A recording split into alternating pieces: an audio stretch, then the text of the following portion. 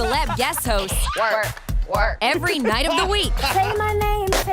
Only on ET. That's so good. Tomorrow on ET. I've seen some of my TikTok. Happening now.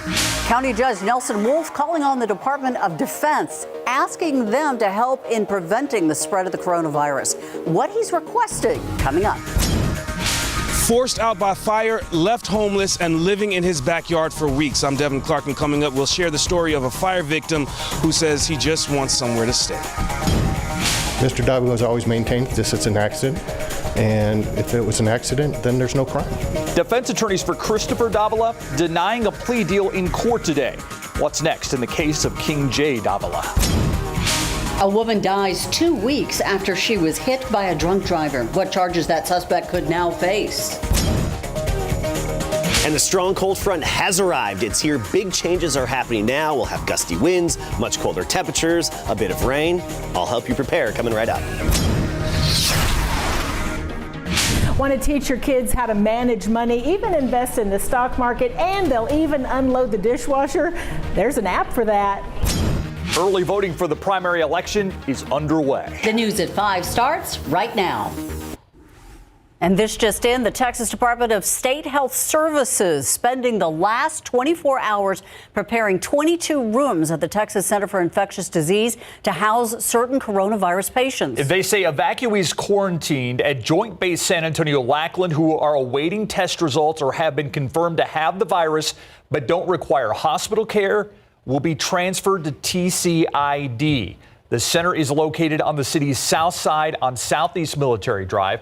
Officials say the rooms are closed off from the rest of the building to prevent exposure. TCID is the state's tuberculosis treatment facility in San Antonio, so the rooms are prepared to deal with other infectious diseases. The first and only patient that we are aware of was transferred to Methodist Hospital Texan for treatment last week. And today, County Judge Nelson Wolff sent a letter to Congressman Chip Roy asking him to request the Department of Defense to keep all evacuees under quarantine at JBSA Lackland, even when they show minor symptoms of the virus. The statement says in part, quote, local hospitals in San Antonio have been asked to evaluate and in some cases admit evacuees who may have minor symptoms, even if they do not meet the CDC's recommended criteria for a patient under investigation for the novel coronavirus. This requirement results in the unnecessary transport of evacuees to other parts of our community, placing healthcare staff and potentially other residents at increased risk of exposure, end quote. We reached out to Congressman Chip Roy, the CDC, and Lackland for a response to what the county judge had to say. We'll have an update tonight on the Night Beat at 10. New at 5, it has been almost 2 weeks since an intense fire made his mother's house and surrounding properties unlivable.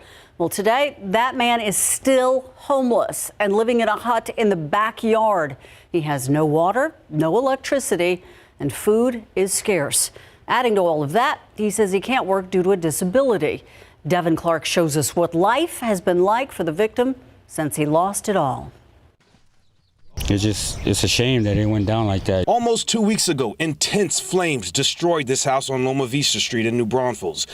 Jesus Saenz Jr.'s mother owned it since 1993. When the fire broke out, she and 15 others living on the property were forced to leave, including Saenz, who shared the garage a few feet away from the main house. They sprayed at my garage so it wouldn't start on fire, and all the sheetrock and insulation fell on everything. While most of the other victims were able to find suitable accommodations, and this is what I've come to live in. He says authorities allowed him to shack up in a hut in his backyard. There is no electricity, no water, and yesterday was the first time he showered in days. Food is also hard to come by.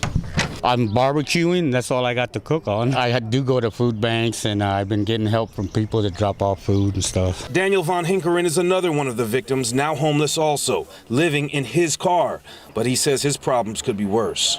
I mean, it's a place to stay. You know, it's got AC, it's got heat. Saenz and his 3 dogs, though, are left more susceptible to the elements. And with New Braunfels expecting rain over the next few days, he's bracing for the storms ahead. But I don't know what I'm cooking tonight. Saenz says the home must be demolished, but that can't even happen until the fire incident report is complete, which could take a couple of weeks. Even then, he says he's not sure if his mother will rebuild here or move elsewhere. Reporting in New Braunfels, Devin Clark, KSAT 12 News. Hey, Christopher Davila now one step closer to seeing his day in court. Today, defense attorneys denied a 50-year plea deal offered by prosecutors, saying the punishment was too stiff. Davila in jail on charges related to the January 2019 death of his 8-month-old stepson, King J. Davila. That infant died after falling from a bed while sitting in a car seat that investigators say he was not strapped into. Davila now accused of staging a kidnapping with the help of his mother, Beatrice Sampaio, as well as his cousin, Angie Torres. He later led investigators to King J's body, which had been buried in a backpack on the northeast side. Davila faces several charges, including serious bodily injury to a child by omission, tampering with evidence, and concealing a human corpse. Defense attorneys say those charges do not amount to the punishment offered in today's plea deal. In an offense like injury to a child, he would have to serve 1/2 of whatever sentence he might receive.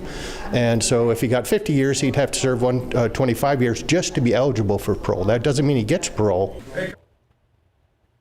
Jury selection, the next step in Davila's trial. It's expected to begin in early March. Beatrice Sampaio and Angie Torres face tampering with evidence charges. The story of King J. Davila is one that outraged people all across the city, from a mural to a nonprofit created in his name that helps abused children in San Antonio. We've been following this story since the beginning. You can read more about it by searching King J. Davila on KSAT.com. Charges could now be upgraded against a deputy U.S. Marshal who was involved in a drunken wrong-way crash last month. The 23-year-old woman who was hit and injured died on Saturday. Taylor McCowan had been fighting for her life since the night of the January 31st accident. Back then, police arrested 40-year-old Jonathan Jones and charged him with intoxication assault. They say he was drunk and driving the wrong way on Loop 1604 near Babcock Road when he crashed head-on into McCowan's car. Jones has been on administrative leave. His charges expected to be upgraded now to intoxication manslaughter. The 3 men involved in a stolen car chase are in jail. A 4th suspect remains on the run. The sheriff's office says the chase started about 4 this morning near Highway 281 and 1604. It came to a crashing end about 20 minutes later on private property on Big Oak Drive. That's west of Highway 281 South. 3 suspects ditched the vehicle but didn't get far. Deputies say a 4th man ran from the scene and managed to get away. At last check, he had not been caught. A tip from the public helping put a convenience store robber behind bars.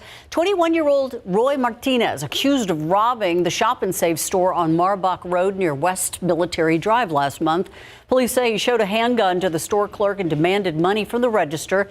Crime Stoppers got a tip about his whereabouts, and Martinez was arrested on a charge of aggravated robbery. And hello, cold front. Oh, it hit just a couple of hours ago, and we're really feeling the effects of that front. Even a little bit of a shake in our camera there on the south side. So we topped out at 75 degrees earlier this afternoon. Then the cold front hit, and now we're down to 60. We've already dropped 15 degrees at the airport in San Antonio. Cold front not quite through Santa Maria at 78 degrees, even Floresville at 76. So Floresville, you're probably going to be falling off momentarily. And then we're in the 50s and even some 40s in the hill country. Gary's backyard, West Kerrville, 49. Meanwhile, 61 Universal City and 57 in Canyon Lake. So the changes are underway. Yesterday we were in the low 80s.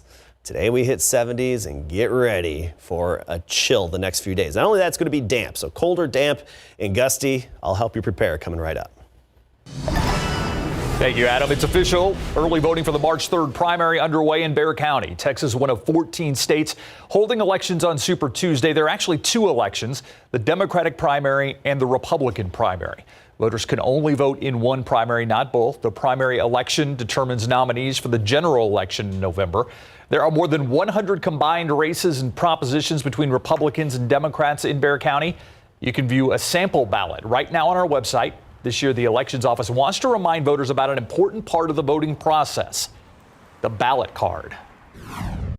This ballot card is a paper trail. That's so important because if we have a recount or anyone questions, the only thing we can do is to count that paper trail. We can't go back into the electronics of it. If you're trying to avoid long lines, Caledon says the best days to go are at the end of this week or early next week. Again, you can find all this information on ksat.com/vote-2020.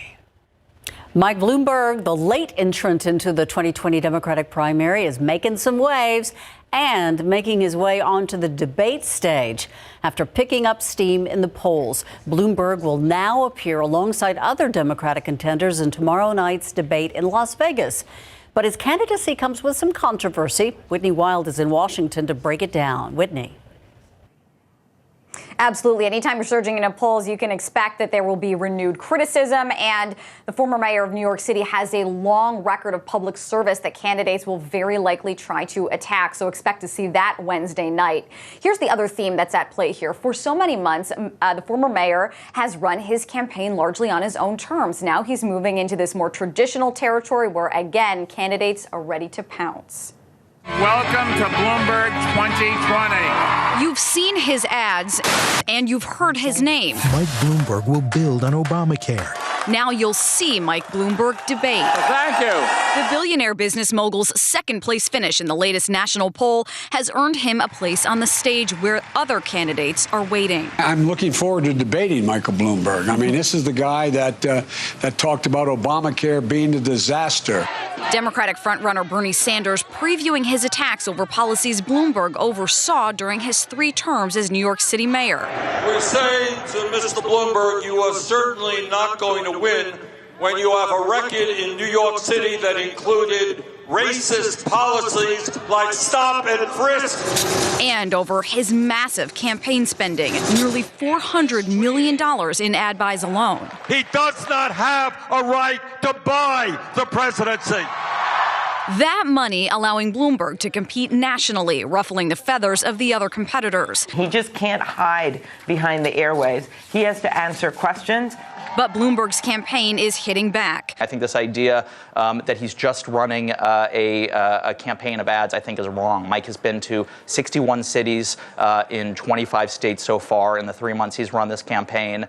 While Bloomberg is now apologizing for backing stop and frisk, he will be under immense pressure to answer for his positions during tomorrow night's debate. That is not the only controversial topic that will very likely come up tomorrow. The former mayor has faced renewed scrutiny over comments he's made about the biased housing practice called redlining. He said that eliminating, again, that biased housing practice ended up leading to the 2008 financial crisis. So he could be held accountable for those comments.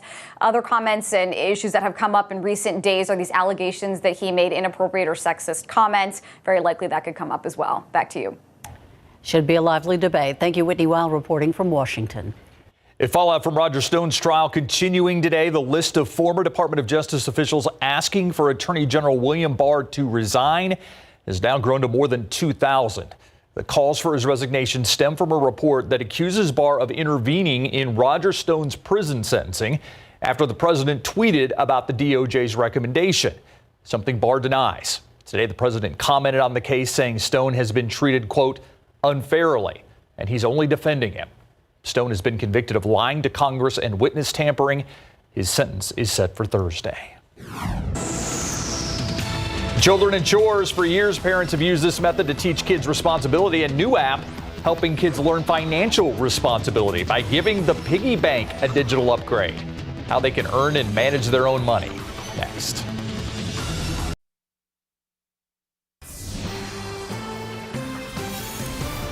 Money doesn't grow on trees. It's a parent's mantra. Of course, we want our kids to learn how to successfully manage their money. So a dad has come up with an app that works kind of like a kid's paycheck. 12 on your side's Marilyn Moritz explains it's a win for parents because it motivates their child to unload the dishwasher and maybe even mow the lawn. I don't hear any meows. Olivia may be 7, but she and her brothers have jobs. Do you make your bed every day? Yes. They clean up their rooms and take care of the pets. We have to pick up the poop, the dog poop. Their mom, Danielle Ramirez, says in time she may pay them for chores, so they'll learn money stuff like this. You don't have to spend your money right now just because you have it in your hand. The longer you hold on to it, you can potentially get something bigger. Well, there's an app for that. It's called Busy Kid. Busy Kid is your kid's first job with direct deposit. Greg Merced, a financial planner and dad of 6, came up with it, giving the old piggy bank a digital upgrade. So here's how it works. The parents open up an account and you customize the chores. There's a long list of them. There's clear the table, feed the pets, even get the mail. Once checked off, the funds are pulled from the parents' bank account and divided into saving, sharing, and spending buckets. The kids' spending money can be loaded onto plastic for swiping. When they do that, they're going to feel like, oh shoot, you know how long it took to earn that 7, 12, 15, 25 bucks? They can also share, donating to select charities. And they can even invest, buying fractional shares of stock in, say, Apple, Netflix, McDonald's, or Barbie. The way Merced sees it, the chores need to be done anyway, so why not let them learn work ethic and responsibility and accountability and all those good things that we want to teach them, at the same time get them some money so they can start making financial decisions and practice. Marilyn Moritz, KSAT 12 News. And the best part is the app is free. The Busy Kid loadable debit card, though, is $8 a year. All right, very little doubt when the front came through. There was even some rain attached, with heavy rain. Yeah. Not long. We kind of just got slapped in the face this afternoon. It's one of those cold fronts. Yeah. It's definitely a strong front, considering we were 80 degrees yesterday. Tomorrow we'll be down in the upper 40s most of the day. So yeah, a strong front, but we're not talking sub-freezing temperatures with this, okay? So not one of the bitterly cold fronts that we often see at this time of year. It's just a big change out there. So let's talk about it. First, starting with the wind. There it is, howling out of the north now at 15 to 20 miles per hour. That's the steady wind speed, not the gusts, which are in excess of 20. But even New Braunfels steady at 21, Hondo 25. We're feeling that cold wind out of the north, and temperatures have definitely responded. I mean, it's hard for the computer system to keep up with the temperature drop. Right now, we're reading 60 at the airport in San Antonio. Just a few hours ago, we were in the mid-70s. Helotes down to 55, 50 in Comfort, 54 in Canyon Lake. But then you look farther to the south, where the front really hasn't had an impact yet, and we're nearly 80 degrees in Cotulla. Front just moved through Carrizo Springs and Pleasanton, so you may be in the 70s now, but give it an hour or two, not even, and you'll be down near 60 degrees. But out ahead of the front, you can see the temperatures are still 70s to near 80.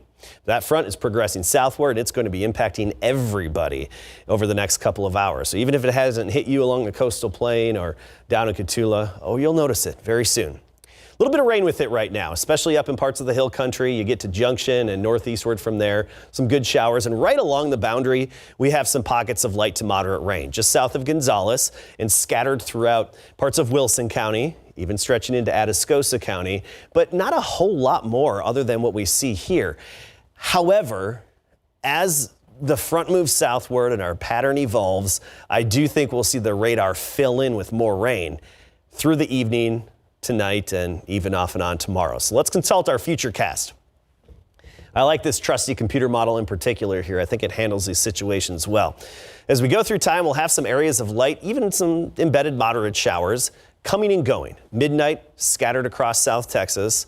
And we get into the morning commute tomorrow. It's going to be cold, damp, and even a little gusty to start the day. And we'll just have those sporadic little light showers here and there moving through South Texas throughout the day tomorrow. So overall damp, and even between the showers and sprinkles, a little bit of drizzle can't be ruled out. But one thing you'll really notice here on this futurecast, you look up near the banner, you get north of our viewing area, especially closer to Waco, and that's where we have more persistent rain, and that's where it's actually going to tally up more significantly. Around here, despite a couple of damp days ahead, I don't think we'll have all that much to show for it. So from now through Thursday, along and south of Highway 90, maybe a quarter of an inch. Northern Bexar County, possibly up to a half an inch. Then you get into Blanco County, Gillespie County, and you could see close to an inch there. But the farther north you are of San Antonio, the better your rainfall potential for actual accumulations behind this cold front. So damp and dreary and cold the next few days, but not a whole lot to really show for it. We'll be in the 40s. We'll start the day tomorrow at 47, maybe make it to 50 degrees. So pretty much in the 40s almost a whole day, with the north breeze at 10 to 15. Thursday, 40s all day long with a stronger wind. You'll really notice the wind on Thursday. Still some dampness out there. By Friday, we could briefly make it into the lower 50s, and then we rebound back to near 70 by Sunday. So the rest of this week, much cooler. Wow, look at that. What a change. But not sub-freezing. That's a bonus. But keeping you pretty busy this week. All right.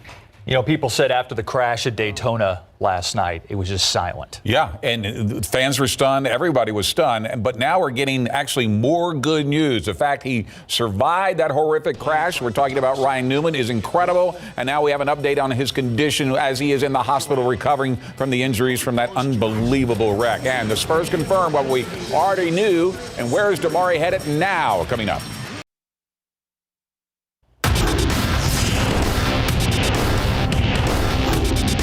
Blaney to the outside, to the inside. Here comes Hamlin up the outside. Wow. Crash into the wall, into the air.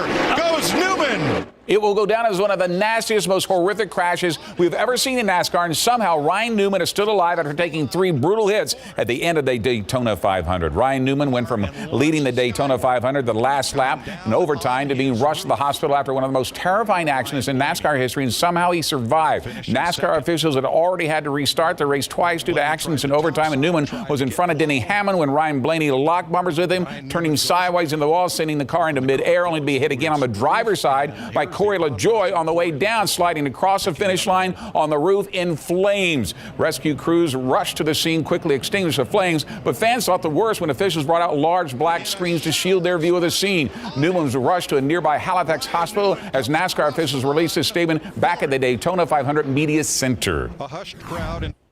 Ryan Newman is being treated at Halifax Medical Center. He's in serious condition, but doctors have indicated his injuries are non-life-threatening. We appreciate your thoughts and prayers and ask that you respect the privacy of Ryan and his family during this time. We appreciate your patience and cooperation and will provide more information as it becomes available. Now, the good news is Newman is awake and speaking with his family as he begins his recovery. The Spurs confirming today what we already knew, that they have parted ways with DeMar Carroll. Their official announcement says the veteran forward has been waived. That's after his contract was bought out by the team. Carroll originally signed a 3-year, $21 million deal with the Spurs during free agency last summer after Marcus Morris backed out of his 2-year deal with the Spurs for $20 million to sign with the Knicks for 1 year, $15 million. He has since been traded to the Clippers.